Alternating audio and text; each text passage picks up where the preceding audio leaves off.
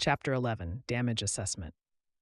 In moments that would seem an eternity, Jack quietly sat alone in a large room at a small corner table, savoring one of his favorite meals, a hot steak and cheddar sandwich and fries. As he stopped eating for a moment and looked around, he realized it was a familiar place at one of he and Julie's favorite little restaurants near the south shore of Lake Michigan. As he continued to eat, he gazed contentedly out of the large picture windows, admiring the beautiful sunset. In between bites, he watched as the sailboats began making their way from the lake into safe harbor for the evening.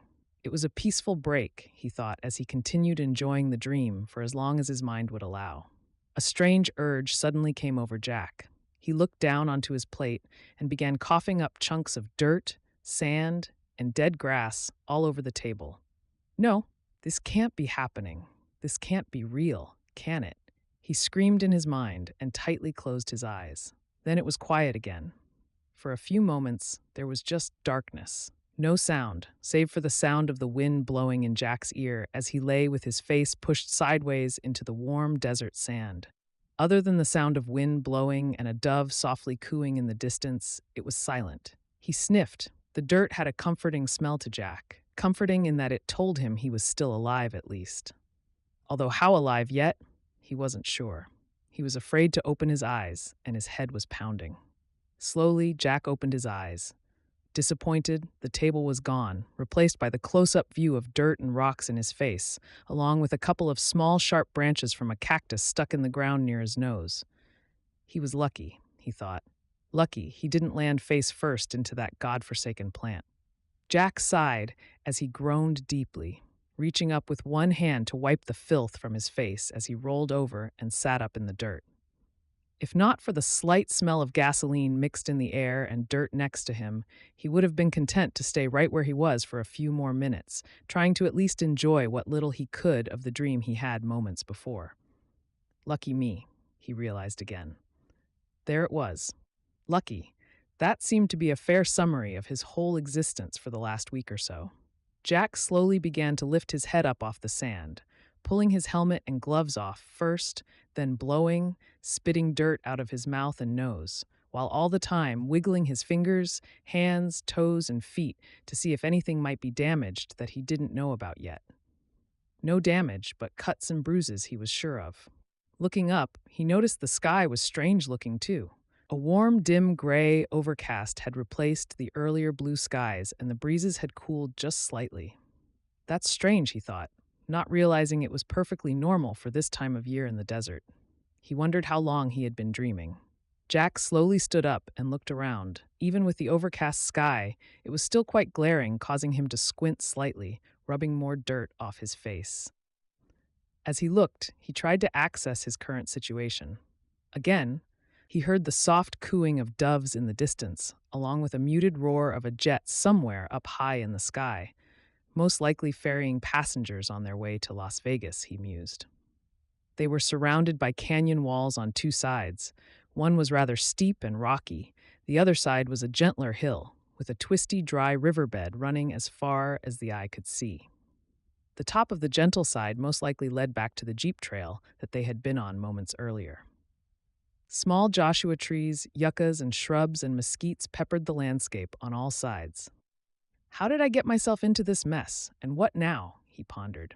Oh my God, I almost forgot. Where's Jen? He suddenly thought. Spinning around in the dirt where he stood, his eyes suddenly found her, not very far away, laying still in the dirt, tucked in the crook of two rather large creosote bushes just down the hill from where his motorcycle had come to a stop next to a small mound of dead, dry bushes and soft dirt. From where he stood, his bike surprisingly looked to be in fair condition. All things considered, like it might still be drivable. However, it's going to take some work to get it back up that hill, he thought. Jack would have to check on that later. Right now, he had more pressing concerns. He made his way over to where Jennifer was lying and squatted down next to her in the dirt, hoping for the best. He placed the back of his hand under her helmet against her neck and cheek. She was breathing and alive, but still out from the fall, no doubt. I'm sure glad that we bought you that helmet before we left town, he mumbled out loud. For a moment, he wondered if she too were having a dream like he was earlier, and whether he should let her continue dreaming for a few more minutes in peace. Looking her over, he noticed she had several scrapes covering her arms, hands, and her new pant legs had some rips in them from the fall, but otherwise she seemed to be okay, as he then noticed her slightly moaning. Jen, Jen, can you hear me? He whispered softly, repeating himself a few times and tapping on the top of her helmet. Jen groaned as she shuffled her legs in the dirt. Yes, I hear you, she quietly replied, groaning once again as she reached up to wipe the dirt off her face. She carefully sat up, also taking notice of the cuts and scrapes on her arms and legs. What happened? She groaned, pulling her helmet off. We sort of went out of control when I hit that patch of gravel up there on the top of the hill. That's really the last thing I remember, said Jack as he continued scanning the canyon all around them. Desert all around them, warm, but not as hot as it could be. Jack was glad it was springtime and not summer, or they would be in more serious trouble. I'm going to take a walk up the ridge and look around and see where we are. But first, I'm going to check on my bike and make sure everything's okay. From here, it doesn't seem too bad. It's our best way out of here, I know that. Then, I think we should go check on your boyfriend Michael's car. The last thing I remember was seeing his SUV going down into the canyon in my side mirror, he added as turned around and started to walk up the hill. Be careful, Jack. I'm telling you, Michael's crazy. He's nuts. I mean, you should know. Look how he chased us all the way out here, insisted Jen. I never thought he would go to this extreme to keep me from leaving him, Jen said as she started to stand up. Wait up, Jack. I will come with you. Jack stopped to check on his bike first. Other than a few dents, scrapes, and bent-up fenders, it looked to be in fair shape. Well, that's lucky, thought Jack to himself, chuckling for a second at the irony of that thought. So tell me, how the hell did you meet this guy, Jen? Jack asked. Hang on, I'm coming, she replied, dusting off as much dirt off her as she could. I met Michael through Kyle and Morgan. Remember Kyle? Jennifer asked. Jack nodded. Well, apparently Kyle and Michael have been old acquaintances for some time. They go way back, I guess. Kyle has some sort of big company connections out in Las Vegas. Jennifer continued filling Jack in. And Michael's family owns several businesses in the area, and they also have connections with several casinos too. So that explains how he was able to get security after us when we left, mumbled Jack. Yes, most likely. He's just like his family, I hear. Control freaks. Jack laughed slightly. So I guess this explains the new project Morgan wanted to talk to me about a few days ago. What's that? Asked Jennifer. Morgan wanted to speak to me about some new project he's been helping put together out in Las Vegas. A real moneymaker, he said. Jack exclaimed, mimicking Morgan's voice. So that's when you first met Michael, huh? Yes, Kyle introduced the two of us. He said, Michael needs to meet a nice girl for once, or something like that, Jen added with a moment of hesitancy. What's that? Asked Jack. Jen paused for a moment, as if in deep thought. Strange now that I think of it, his brother Tony made a weird comment a few days ago about Michael's old girlfriend and how he came so close going to jail for something he did. Michael has a bad temper sometimes, you see. Jack grinned for a second. Really, I would have never guessed. The conversation continued as the two of them walked up the side of the canyon for several minutes until they reached the top of the ridge at last, where the main trail was. From there, they could see over the other side of the ridge and down into the wash below. There, in the bottom of the dry wash, about a quarter-mile away, they spotted Michael's black SUV smashed headfirst into the side of a rocky outcropping. Oh, that doesn't look good. I'll go check it out.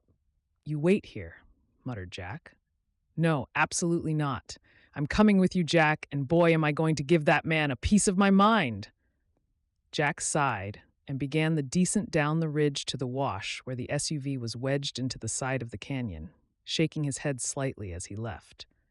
He wasn't sure of what they would find when he got there, and regardless of Jen's strong feelings in the matter, once she got there, he wasn't sure that Jen was going to be prepared for what they would encounter.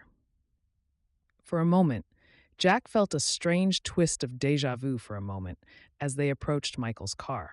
Jack carefully made his way to the vehicle ahead of Jen and cautiously stepped around to the front. One thing I got to hand it to Michael, Jack continued out loud. It looks like he did a good job of keeping his car under control for the most part. That is, until he reached the bottom of the canyon here. He could easily have rolled it down that hill, he commented. When Jack reached the driver's side, he started having flashbacks to his friend Peter's car accident just a few days ago.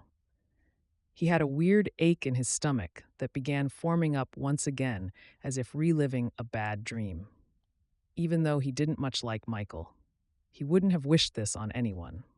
As he reached the window on the driver's side, he noticed the front window on the SUV was smashed outward, as well as the passenger side window, and it was also obvious that the airbags had all deployed.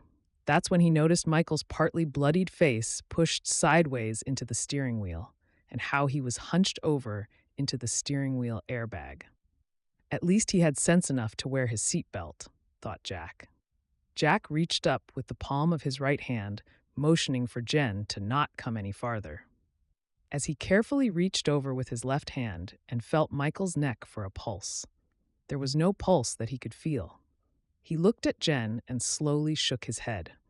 Glancing over at his passenger, who apparently did not have a seatbelt on, was stuck face first in the front windshield. He realized he too was deceased. Jack immediately looked away and closed his eyes. I think his brother must be in the other SUV. This other guy looks like his friend Dominic. Jack suddenly had the urge to close his eyes and not look anymore, as he slowly backed up a few steps away from the front window. That's when he heard the rear hatch opening.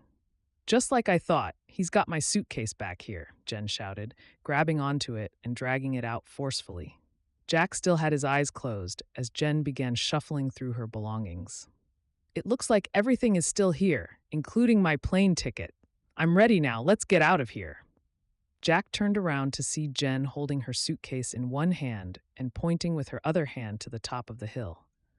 Jack just gave her the stare for a moment, along with a raised eyebrow. Really? You're kidding, right? He asked.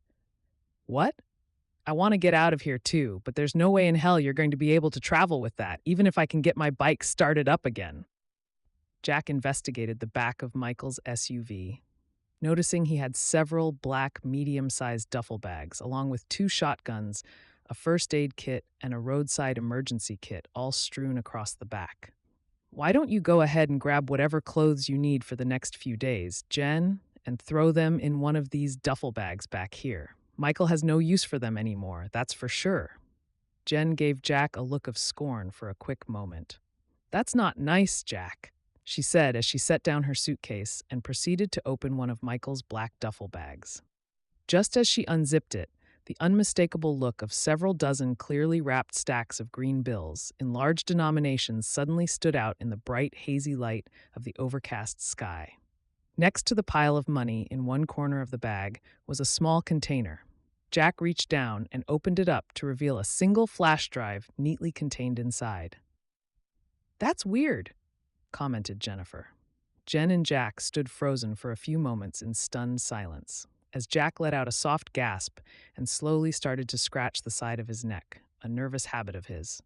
With just a glance, Jack could see several dozen large stacks of $100 bills all still neatly packed into the black duffel bag. "Oh my God," they said in unison. "What do we do now?" Chapter 12. Complications. After several seconds of catching their breath in stunned silence, Jen was the first to speak. "Jack, do you think we should check the other bags too?" she asked, rather hesitantly. Jack grimaced a moment at the thought, afraid of what they might find, not quite sure if they were suddenly being blessed or cursed. Finally, he decided to reach over and unzip the second duffel bag, secretly hoping this one had clothes inside. I mean, the guy had to wear clothes, right? Sure enough, as he unzipped it, they could see the second bag was stuffed with half-worn pants, dirty socks, shirts, and underwear, all haphazardly thrown together, whether they were dirty or not. Jack sighed, slightly relieved. "That's so like Michael," Jen added sarcastically. Jack hesitated for a moment. Too long, Jen thought. Jen decided she wasn't waiting any longer and reached over herself to open the third bag. Maybe it was full of his friend's clothes, Jack hoped. As Jen was unzipping the third bag, Jack had a strange flashback to a time when he was a small boy, and his parents took the family on a skiing trip up to Vale. He and his sisters all found it fascinating fun to stuff plastic grocery bags full of snow and use them outside as weapons against each other. He recalled the strange sight of white snow stuffed into the thin bags flying out on the ground each time a snow-stuffed bag was ripped open. In this case, though, it wasn't snow that was stuffed into the bags. Now they both let out a noticeable gasp. "Wow, Jen, you really know how to pick them," said Jack, sarcastically. "Is that what I think it is, Jack?" Jen stammered. Jack just nodded, again hesitating to look any farther as a peculiar feeling of anxiety started to well up inside him.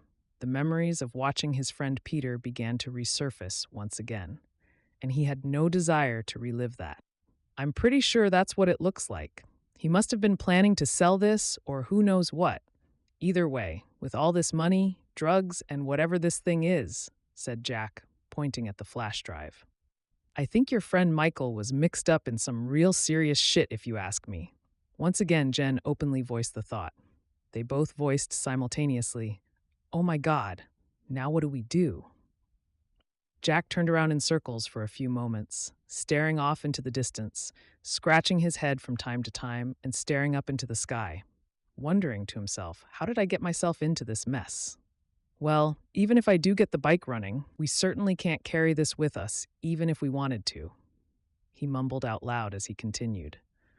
"We'll be lucky to get our own gear back on the bike and get out of here," Jack exclaimed. Jen and Jack circled each other and thought for several moments, each of them pausing in thought to look at each other for a second, as if to say something, then stopping and continuing in their thoughts about what steps they should take next. Jack returned to the back of the SUV and dumped all of Michael's clothes out of his duffel bag into the back, then immediately started grabbing clothes from Jen's suitcase and stuffing them into the empty duffel bag. "What are you doing, Jack?" Jen asked. "We need to get all your belongings out of here. It'll be easier to carry this on the bike than your big suitcase," he continued. "Here, you finish packing all this up, then take this." He handed her the larger suitcase, "and get rid of it somewhere." Jack shoved the suitcase into Jen's arms. "We can't leave any traces of the two of us around here. Don't touch anything else on the car either." Jen stared at him for a second with a puzzled expression. Then suddenly her eyebrows went up as she realized, "Oh my gosh, you don't think?" "I'm really trying not to think too much right now, Jen, except that I believe we should get out of here as soon as possible. And it would be wise for us to make sure we don't leave any evidence around that we were ever here. I don't know who or what Michael's got himself mixed up with. I really don't think we want to stick around here and find out either. So look around and take out absolutely everything that's inside Michael's car that belongs to you and stuff inside your suitcase, and then take it somewhere out there and bury it under the dirt and rocks, a long, long way away from here." Jack motioned with his hands to the far side of the canyon. "Find someplace to bury it so no one else will find it and know you were here. Then we need to get out of here before anyone else comes around." Jack paused for a second, with Jen finishing his thought. "You mean like the police?" she mumbled. "Yeah, the police maybe." Jack paused again, thinking of all the possibilities. "God only knows what sort of mess your boyfriend Michael's gotten himself, and now maybe even us, mixed up with. After we get back on the road, I stop and let someone know we saw an accident and how to find it."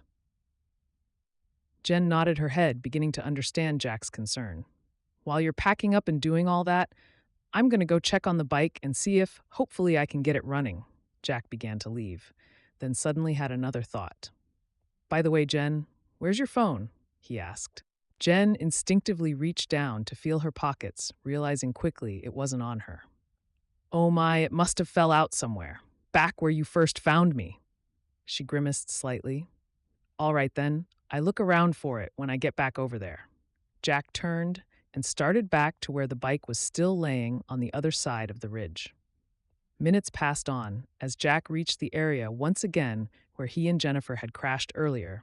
When reaching his bike, he recovered his backpack, which was lying intact next to a small bush, as well as Jen's iPhone lying in the sand a few feet away, which amazingly was still charged and working.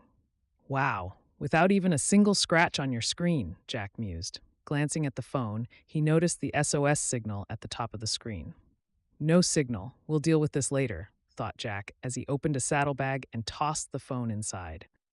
Gently lifting the bike up, Jack worked it slowly to the bottom of the hill to a flat dirt area to the side of the wash where he could stand it up and get a better look at it. Well, George, I think you'd be proud of this old bike here. She's a real tough beastie, Jack mumbled out loud, admiring the fact that other than a few scratches and dents, his bike was amazingly still in pretty good shape, all things considered. Jack carefully secured his backpack once again and gave the bike another once-over. Okay, here's the final test. Crossing my fingers, mumbled Jack. He sat up on top of the bike and inserted his key and pressed the starter button. Jack heard it crank several times when, after several seconds, there finally came the distinctive purr of the motor as it started up once again. Jack wiped his brow. That was lucky, he thought, as he put his helmet back on. Jack slowly worked the bike up the side of the ridge, going slow and being careful to pick the best, most stable route up the hill so he wouldn't need to stop. Not exactly an off-road bike, but you're doing okay, girl, as he made it up the side of the hill, back up to the main trail they originally came in on. Jen heard Jack's bike coming up over the ridge as she started up the hill to the main road, carrying all her items with her, and climbed onto the back of the bike. "Don't forget your helmet," exclaimed Jack. "Don't you worry about that. I can't imagine what might have happened if I hadn't had that on my head." Jen started to stuff her bag into one of the saddlebags when she noticed her phone laying inside. "Hey, you found it!" "Jack, it says there's no signal in here. Only an SOS. We'll have to get up the hill a little bit in order for me to make a call," she exclaimed, playing with her phone a bit more. "Let's make the call down the highway somewhere. I have a better idea. We don't want to use your phone, though. We'll call in help at one of the stores or shops on the way," hollered Jack. "That way they won't know who it was that called it in." Jen thought for a moment, then nodded in agreement, stuffing her bag as far as she could into the saddlebag on the side, slamming it shut. "I'm ready," she yelled. "Let's get out of here." After following the trail for several miles, Jack was relieved when he spotted the turn they'd need to take to get back to the main road. The trail they were on was part of an old system that was built years ago when these huge power lines were constructed years ago, and now were mostly used by off-roaders and old mine hunters and prospectors, as Jack noticed other trails branching off occasionally with small sheds or trailers parked off in the distance. Until now, they hadn't seen anyone else. That was until they nearly reached the exit to the main highway. Suddenly, a small caravan of off-road vehicles turned onto the trail, traveling together, of which Jack remembered his friend Peter once referring to them as side-by-sides, razors, or something like that. The caravan of ATVs took the turn off from the highway and began heading towards them, driving in direction that they were leaving.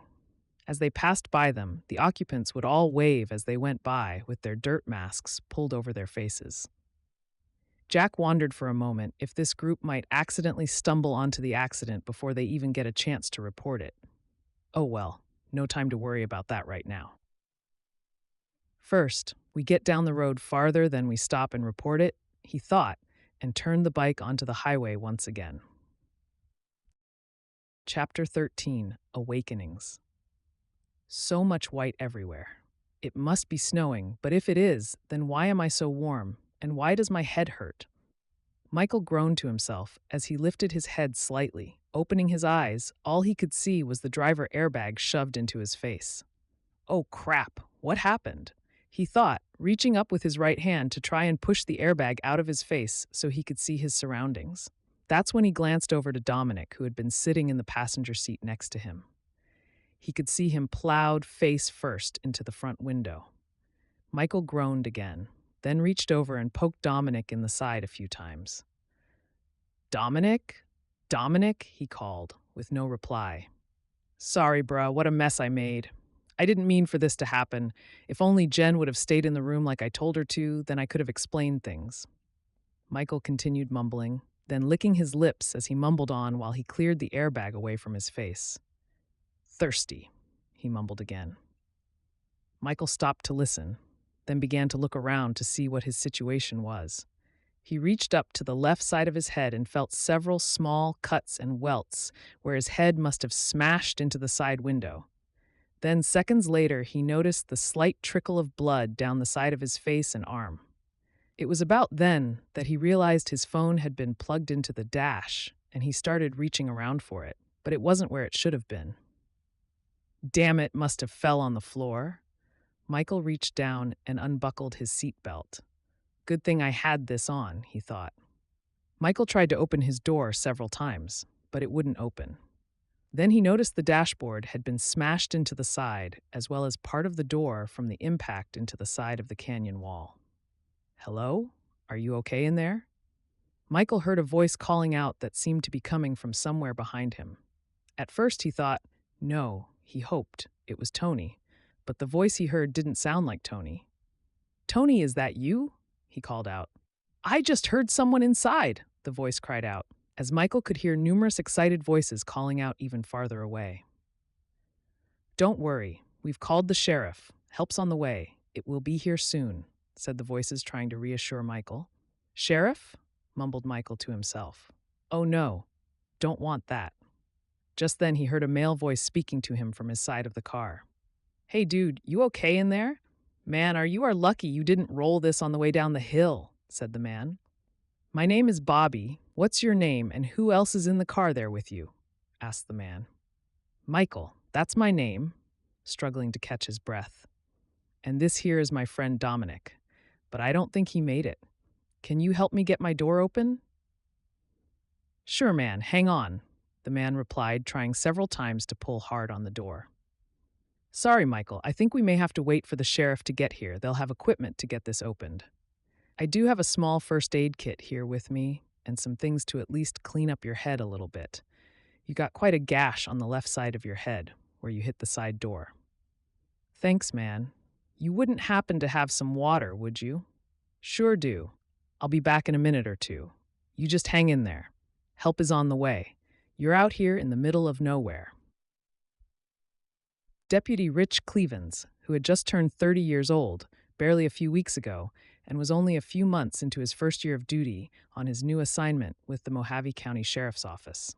He often wondered who he had made angry at him in a past life to get selected for duty in the community of Dolan Springs, Arizona. I mean, not much really ever happens out here, except for the occasional disorderly conduct, speeding ticket or domestic abuse perhaps, but he vowed to suck it up and just enjoy it for what it was, and keep his fingers crossed for better assignments in the future. Since it was so quiet out here, he was always appreciative for any excitement that would help break up the monotony. So far, it had been a rather mundane Saturday morning as the call came into Clevens' unit. Deputy Clevens, this is main dispatch. Rich, it's Betty here. What's your location? Over, came the voice from the MCSO headquarters up in Kingman. Clevens reached for the radio. This is Clevens here. I'm a quarter-mile east of the junction on Pierce Ferry Road and Highway 93. I just finished up with a speeding citation. What's up, Betty? We just got a call a few minutes ago from a group of ATVs who are reporting a two-vehicle accident on the Powerline Road east of Dolan Springs, with at least 2 possible fatalities and one who is seriously injured but is responsive. Be advised we have a medevac en route to your area ASAP, but we'll need more accurate GPS location as soon as you're on scene. Got it. Where are they at? What that location again? Clevens asked. There was a slight pause as dispatch started to reply, then was cut off suddenly, then Betty resumed the call. They are located approximately 3 miles east of Pierce Ferry Road along the old Powerline Road just south of Table Mountain. Do you know the area well enough to know where that's at? I sure do. Oh great, it looks like I'll get to do a little four-wheeling in the pickup now, lol, Clevens laughed. Yep, that's for sure. But hold on, one more thing. After the group turned it in and gave me the plate numbers off the vehicle, I ran the plates and guess what? It's been red flagged by the FBI and Nevada State Police. I guess the owner is involved in something. It says, armed and possibly dangerous, so be advised. 10-4, roger that, said Clevens. Oh boy, this looks like it's turning out to be an exciting afternoon after all, thought Clevens. When Clevens arrived on the scene, he could see 4 ATVs lined up along the top of a steep ridge in the distance, with one black SUV in the canyon below and a small group of people motioning to him as he pulled up. "Good afternoon. I suppose you're the group who reported this?" Clevens asked as he stepped out of his truck. "Yes, sir, we did. There's a man down there in that vehicle. He banged up bad, but he's still alive. Our friend Bobby has been down a couple times to check on him. He said his name is Michael, and he had friend in the SUV with him, but I think his friend must have died when they crashed," said one of the women in the group. "My dispatcher told me you reported that there were 2 vehicles. Where's the second one? I didn't see it." "It's over there about a quarter of a mile away from here, down in that other canyon. We checked on him, but he didn't make it. All we can figure is that these guys must have been out here screwing around or something. This car was probably coming up that road over there. These trails are nasty for stock vehicles. I'm sort of surprised they were even out here," said one of the other men in the group. "Nice Tahoes, too, but we're used to seeing folks out here get crazy all the time." "Did any of you see what happened?" Clevens asked. "No, sir, we didn't. We all live just up the road a few miles in the town of Meadview. We come out here all the time for fun around this time of year, or whenever it's not too hot. We just came out today with some friends of ours for a quick afternoon ride around Table Mountain. To watch the sunset and take some pictures. They are so pretty this time of year," the woman added. Clevens nodded. "Yes, ma'am, they sure are. Did you happen to see anyone else out here driving around when you came out?" "No, not really," said one of the men who spoke earlier. "Well, now wait a minute, Earl. We did pass one motorcycle leaving the trail on our way in, remember?" said one of the women. "Oh yeah, I almost forgot about that. It was kind of strange seeing those 2 riding around out here, since they weren't really on a dirt bike, said the man. Clevens opened his notebook, taking a pen out of his pocket, and began to write some notes down. "Can any of you give me a description of these 2 people you saw, and what sort of motorcycle were they riding on?" "Well, it was 2 of them, a man and a woman, I'm guessing. They had helmets on, so it's hard to say, but I'd know that bike they were riding on anywhere. My cousin has one just like it, a red one, but this one was blue, a blue Honda ST1300. The man grinned a little for a moment. "Like I said, not the kind of bike you want to take off-roading in, if you know what I mean." Clevens nodded his head and continued writing. "Okay, well thanks, that helps a lot. Did you see anyone else on your way out here?" he asked. Just then, Clevens and the others heard a strange sound, and all spun their heads around at the same time as a helicopter could be seen approaching in the distance. No, it wasn't just one, but 2 helicopters were coming in. Michael came in and out of consciousness for what seemed an eternity, but really was no more than 30 or 40 minutes, as Bobby and the others brought him some water to drink and wiped some of the blood off his forehead, as he started hearing noises of people walking around the car, but unfortunately was in no condition to protest at this moment. Suddenly, he heard a new and different voice speaking to him. "Mr. Vicente, can you hear me? I'm Deputy Clevens of the Mojave County Sheriff's Office.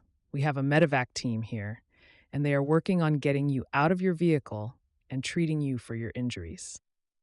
And as soon as they get you out of there and check you over, they're going to fly you up to Kingman Medical Center to have a doctor check you out and make sure you're okay. Do you understand, Mr. Vicente?" Michael mumbled softly. "Yes, I understand. What about my brother Tony?" Tony was his brother who was driving the second vehicle that crashed into the riverbed up the road. Came another different voice from somewhere behind Clevens, moving up to the area where the paramedics were working to get Michael ready for transport. "Hello, Mr. Vicente. I'm Special Agent Karen Richardson with the FBI. Mr. We think you should know. Your brother Tony and your friend Dominic are both deceased. Also, both your vehicles have been impounded and are being searched at this moment. You fellas must have been having a great time out there running around in the desert, like you were running from someone, I'll bet, right?" Richardson paused to see what sort of reaction she might get. "Not exactly the kind of vehicles you normally go running around in desert for fun. What were you doing out there anyway?" she asked, pausing for a moment, but there was no reaction from Michael. Well, Mr. Vicente, there's just a few important questions we must ask you regarding the accident before they take you to the hospital and treat you. Richardson paused and then continued. My first question is this. Other than you, your brother and your friend, was there anyone else in the vehicles with you at the time of the accident? She asked. I will need an answer on this for the record, by the way. Michael hesitated a moment. He might have been hurting, but his mind was still working just fine. No, ma'am. No one else was with us. It was just the three of us, Michael replied, then raised one hand up in the air as if to stop the conversation. Miss, what's your name again? Richardson. I'm not feeling too well, and I'm afraid I'm not going to be able to answer any more of your questions right now. That is, well, until I get a chance to speak first with my attorney. Chapter 14. We better get moving. As anyone who's ever taken a road trip through Arizona's desert regions will tell you, much of your trip is going to be a combination of lengthy stretches of mostly straight and boring highways, mixed in with occasional side trips through quirky little towns and communities that seem as if they are nearly frozen in time. Kingman, Arizona is one side trip of a town such as this, with historical ties that stretch far back in time to the Old West and early pioneer days before the railroads came. Driving through Kingman, you will find hints of both the Old and New West, all at the very same time. As Jack crossed such a stretch of highway and grew closer to the town, his first clue he was given that he was approaching civilization was the slowing speed limit signs and increasing number of billboards popping up along the sides of the highway. It was about this time Jack realized that not only was his bike getting hungry, but so was he. I'm going to stop somewhere and get gas in a few minutes. After that, I'm looking for a place to eat because I'm starved. Aren't you hungry? Jack hollered through his helmet as he started slowing on his approach into the city limits. I'm starved too. Haven't eaten a bite since yesterday evening, Jen yelled over the sound of the engine. Jack glanced briefly at his watch. It's just past 2 o'clock, and we've still got a 2-hour drive or more ahead of us before we get to your sister's place in Wickenburg. It was either by fate or chance that at that very second, Jack noticed a large billboard sign off to the right of the road that spoke to him in bold print. Get your fill, indicating the availability of both gas and food just ahead. And Jack decided he was ready for both. Jennifer watched, somewhat amusedly, as Jack feasted hungrily on his cheeseburger and fries as the waitress brought them their meals and set them down in front of them. If you would have been watching, you'd have thought Jack hadn't eaten in days, which was very likely, since Jennifer suddenly realized it had been nearly a full day since she herself had dinner with Michael at one of the little eateries to be found at the Palace food court. First thing Jennifer did was take a long sip of her ice-cold soda, savoring each long sip and how good it tasted. After gazing out the window for a few moments in quiet thought, as Jack continued his feasting, she turned her gaze to the inside of the cafe for a few minutes, in between small bites of her chicken sandwich. She would nibble occasionally on a French fry from off her plate. The little truck stop diner was quaint in a strange southwesterly way, she thought. A couple of small statues of brown wooden bears greeted you just inside the entryway, along with a gift shop full of bear-themed merchandise and posters of famous attractions that favored bears of every type and location. Jen found herself giggling at the thought of an old cartoon bear her father had made her watch years ago when she was a little girl. "What's that?" Jack said, interrupting her thoughts. "Oh, nothing," she started, then continued. "I was looking at some of the posters and suddenly remembered a famous cartoon bear and his little sidekick that was always with him," she paused. "What was his name? My dad would make me watch them when I was little.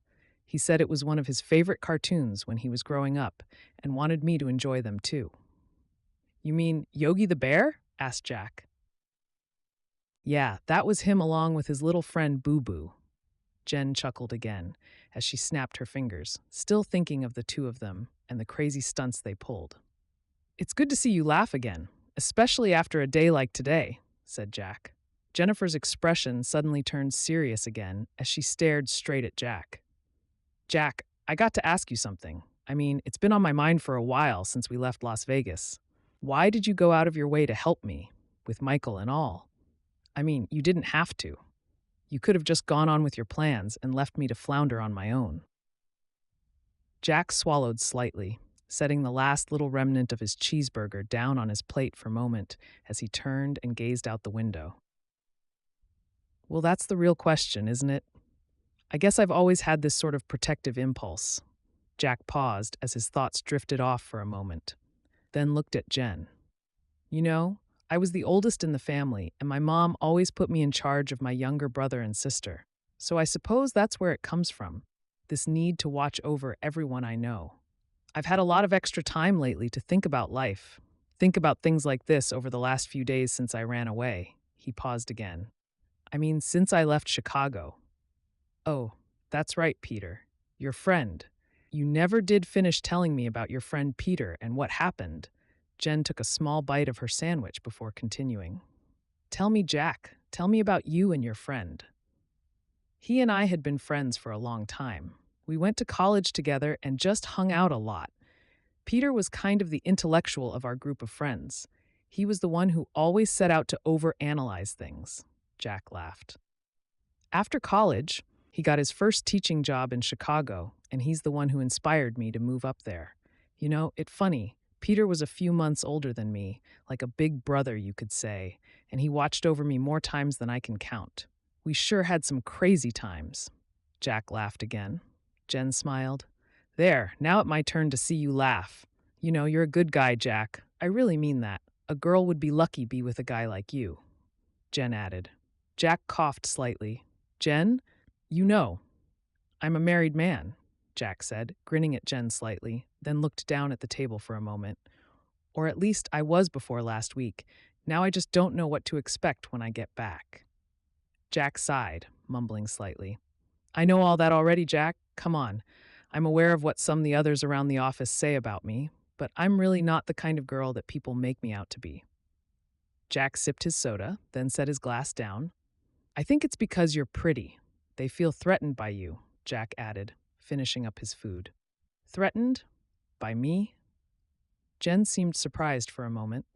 Oh, I know. It's probably because of Morgan and that other company guy who's been showing up for a year now. What's his name? Jen paused in thought. Kyle Burton. You know, he's how I met Michael in the first place. The guy really creeps me out a little, too. They're up to something shady, Jack. I just know it now.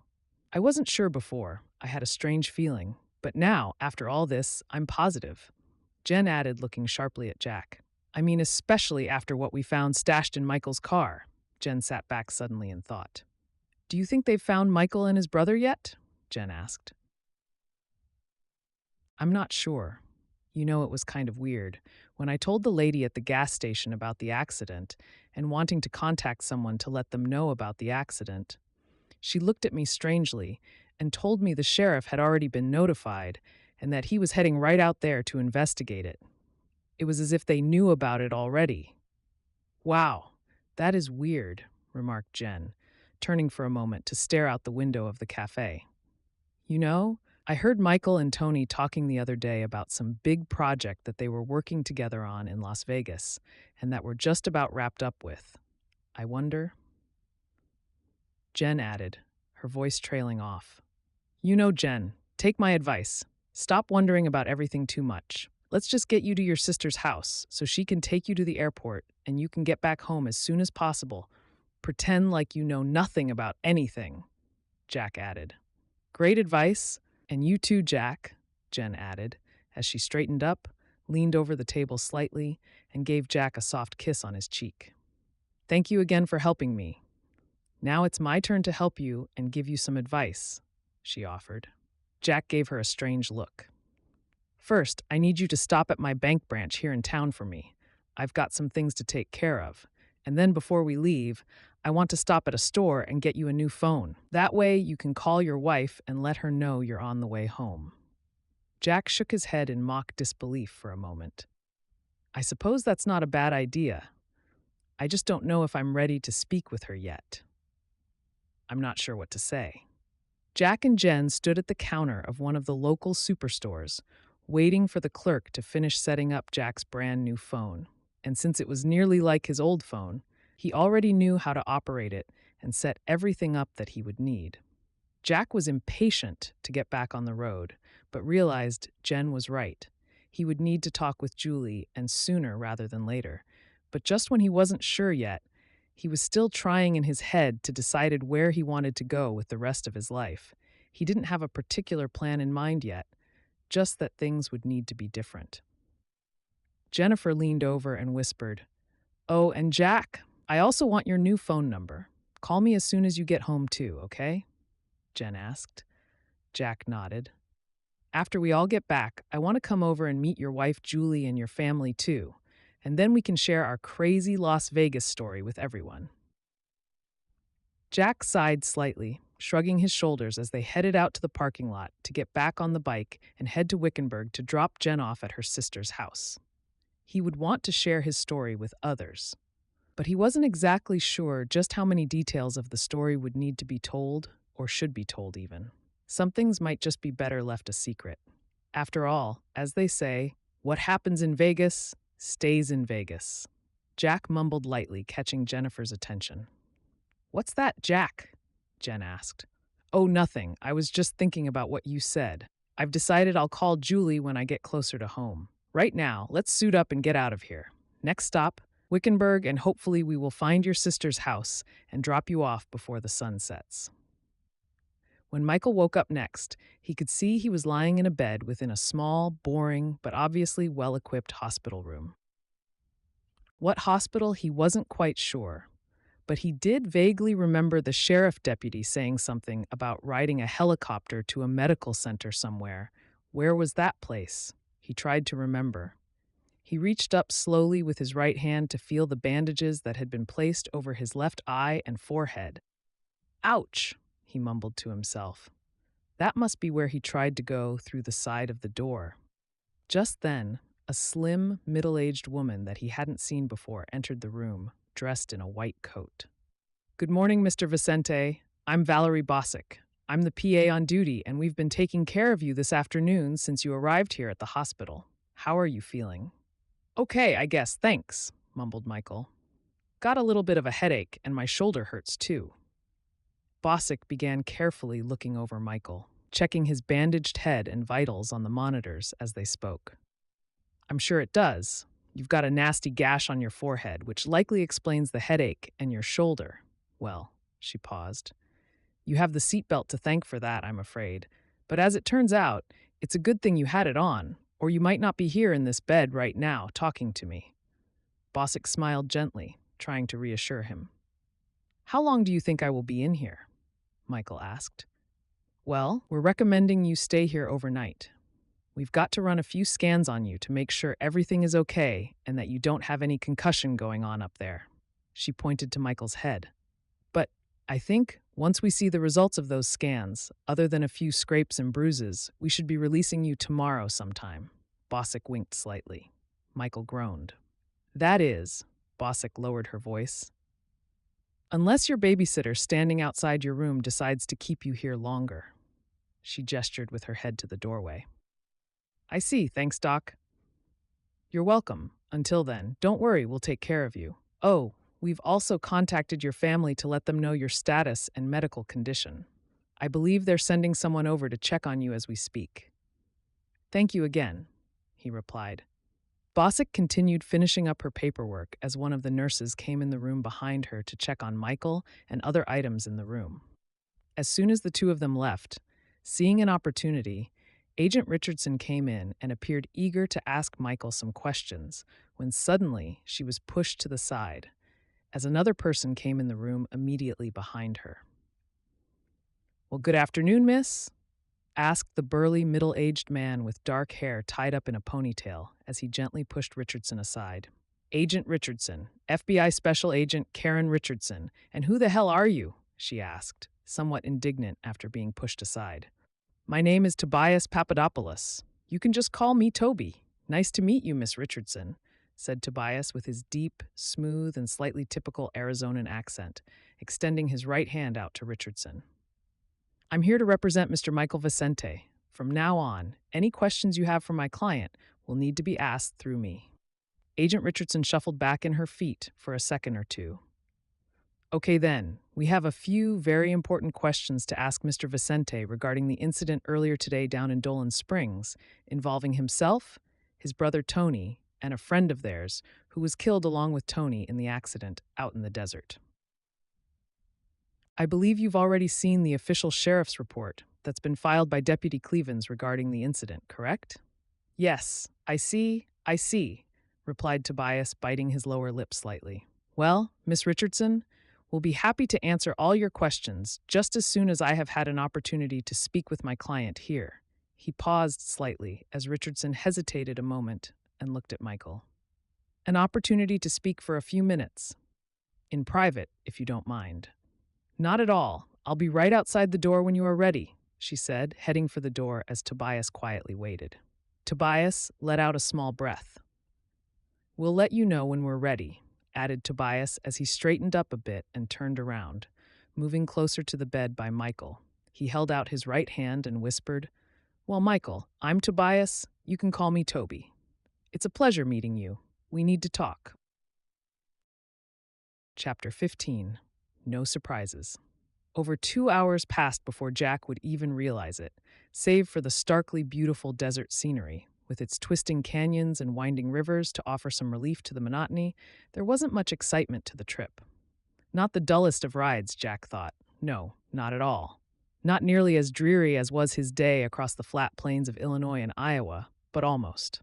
It was on several of these occasions when Jack's thoughts would drift off for a moment or two as he drove steadily along. Probably not the wisest thing to do, he realized. So from time to time, he would shake his head slightly to help ward off the fatigue of driving in a straight line for extended periods. Finally, as Jack neared the outskirts of the town of Wickenburg, he could hear Jen calling out to him from behind, which brought him out of his daydream and back to reality. Hey, Jack, if you don't mind, I need to make a quick stop first to double-check my sister's address on my phone before heading to my sister's house, yelled Jen. Sure thing, acknowledged Jack. Not a bad idea. Time to stretch my legs a little bit, thought Jack. It took a little longer than they planned, but eventually after several twists and turns, along with stopping at a local market, they found Jen's sister's house in an area west of town. Jack was surprised at how spread out and modern this area appeared. For some reason, Jack wasn't sure what he was expecting, since he'd always assumed a town like this would look like something pulled from one of those old Western movies he used to watch as a kid with his dad. As they turned off the road into the long driveway up to Jen's sister's house, Jack turned his head slightly. Wow, your sister has a real nice place here, Jen. I wouldn't mind living out here in a place like this myself, said Jack, admiring the open desert area and quiet neighborhood. First time I've been out here, Jack. My brother-in-law used to be a big shot stockbroker back east several years ago. Made it big in the market. Then he quit and retired early and moved the family out here. As Jen climbed off the bike and gathered up her belongings, Jack gazed off into the western sky, noticing the sun was still up, and he had several more minutes of daylight left to travel. His thoughts began to drift off once, again to the trek ahead of him and getting back home. A noise from the front of the house snapped Jack's attention back to the real world as Janice came outside and cheered on her sister's arrival. Hey there, kiddo, you made it after all? Janice cheered, giving Jen a huge hug and then immediately turning her attention to Jack. And would this be the Michael that I've heard you going on and on about so much these last few months? Janice asked, reaching out to shake Jack's hand. Jennifer blushed slightly. No, this is one of my coworkers. His name is Jack, said Jen sheepishly.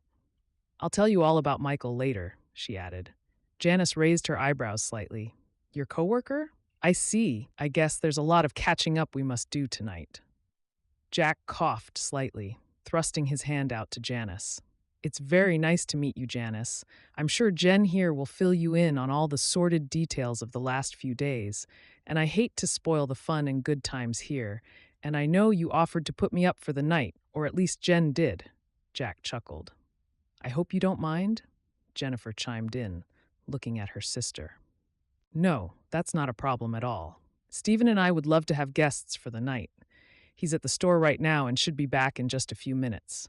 He'd love to meet you, Jack. You two would have a lot to talk about. Stephen also rides motorcycles, or dirt bikes at least, said Janice. I appreciate that, and I'm sure your husband and I probably would have a lot to talk about, but I really need to get back on the road. Jack shot Jen an apologetic look. So, I'm afraid I'm going to have to pass on staying the night here, but I do appreciate it, and thank you. You're welcome, Jack, and I am so thankful for you bringing my sister down safely. She glanced over at Jen for a few seconds, as if in thought. I can't wait to hear her tell me all about Las Vegas, winked Janice. Oh, and you'll have to tell me how things went with Michael, too. I mean, for a moment, I kind of thought that was Michael with you on the bike.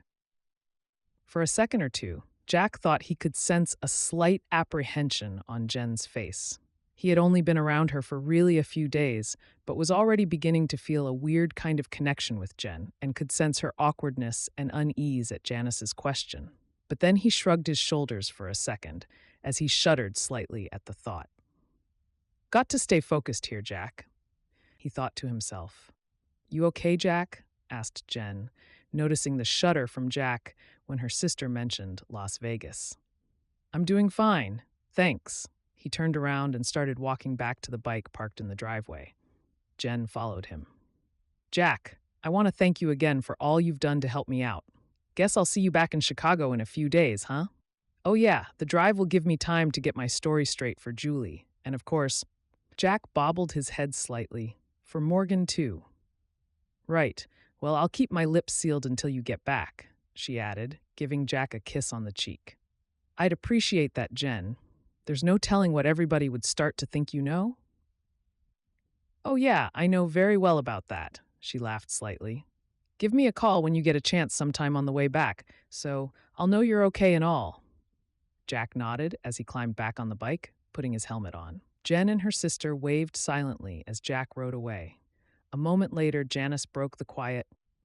All right, come on inside and you can help me finish up cooking dinner. And while I'm doing that, you can tell me all about your week. Janice smiled, motioning to the front door. Jennifer turned around to see Jack make the last curve to the main road as she thought to herself, well, Jack, I hope I didn't make a huge mistake and do something we'll regret later. She thought to herself. As off in the distance, she could hear the motorcycle engine whine and fade off in the distance. Tobias stood next to Michael quietly for several seconds, waiting for Agent Richardson to leave the room and making sure it was safe before continuing with his conversation with Michael. Well, here's where everything stands so far. I was contacted a little while ago by your family attorney up in Las Vegas, a Mr. Jackson. Toby waited to see if Michael acknowledged everything he said before continuing. Paul and I are old friends, and he asked me to help you out. Are you okay with that? Michael nodded.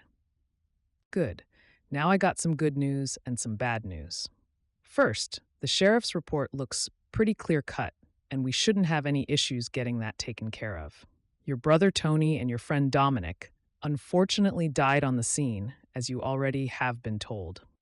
But the big question that everyone wants to have you answer is, what were the three of you doing running around out in the desert near Dolan Springs in the first place? So, you need to help me out here with that one. And the other question that Agent Richardson has, it seems, was there anyone else with you in the vehicles at or before the accident? Those two questions are the big ones, I think, said Tobias. That Richardson, by the way, you really have her in a tizzy, it seems. She's been pacing around outside your door for a half an hour, itching to come in here and ask you all kinds of questions. Tobias paused and waited for Michael's answer. Well? Michael licked his lips before answering. We were checking out some real estate property out there for a possible future purchase, and we were just horsing around, I suppose, and it sort of got out of hand. Michael paused. Tobias nodded slightly. Well, that's good, good. Was anyone else with you? No, nobody, said Michael. Tobias shot Michael a strange look. What's the matter? Asked Michael. Well, Paul informed me you had been engaged to be married soon. Am I right? Michael nodded. A Miss Jennifer Kinsley had flown out recently from Chicago. Am I correct? Again, Michael nodded, apparently amazed by Tobias. It's okay, Michael. I'm here to help you. Remember that. So, what happened to Miss Kinsley? Was she with you guys on the ride down to Dolan Springs? No, she took off this morning with some guy she met at the casino this weekend on his motorcycle. I think she was planning to head back to Chicago with him. Seems they worked together out there. I see. That's interesting. They left the casino on a motorcycle? Tobias had a quizzical look on his face, as if he was busy trying to piece everything together in his head that Michael was and wasn't telling him. Michael looked at Tobias with a worried look. Did the deputy or Agent Richardson happen to mention anything about items that were found or left inside the vehicles? Michael asked.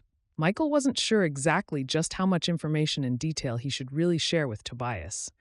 Toby's eyebrows lifted slightly. Why no, they didn't. Anything special there that I should know about? Just personal belongings, clothing, and stuff like that. That's it, nothing else? Toby asked, pausing for more. What about the 2 shotguns in the back of your vehicle? He asked, staring at Michael pointedly. Oh yeah, the shotguns. I forgot about those. Michael hesitated for a second. We planned on doing a little target practice out in the desert for fun, Michael added. They're legally registered to Tony and me, by the way. Don't worry, the 2 shotguns won't be a problem, Tobias added, reassuring Michael. Tobias looked up at the ceiling a moment, then cast his eyes back down to Michael. I see, well, no mention was cited in their report about anything that was out of the ordinary. However, there was... What? Michael asked nervously. Tobias was an experienced attorney and could easily tell just by Michael's responses that there was something more he wasn't telling him. He'd played along well so far, giving Tobias good answers to counter any of Agent Richardson's possible questions. But Tobias still was worried about what information Michael was possibly withholding from him. Look, Michael, I'm your legal counsel, and that means that I am here to help you. But I can't help you if you don't talk to me and level with me. Remember, anything you tell me right now is strictly confidential. We do not want any surprises. What else was going on there that you might be worried about? Tobias asked Michael directly, without hesitation. Is there any connection between this dude on the motorcycle and your fiancée Jennifer as to why you were driving out in the desert like maniacs? Did you happen to bury anything out there in the desert I should know about? Tobias added, already seeing the report earlier from the sheriff regarding the incident. Michael shot him a surprised look. Tobias grinned wide. Look, I've been a DA for many years and have seen a thing or two. Believe me. Now, let's make sure we get this straight. I want you to be prepared when Agent Richardson comes back in here to question you. And Michael, remember this one important thing. I need you to tell me everything that happened out there. We don't like surprises. Got it? Michael nodded. Got it?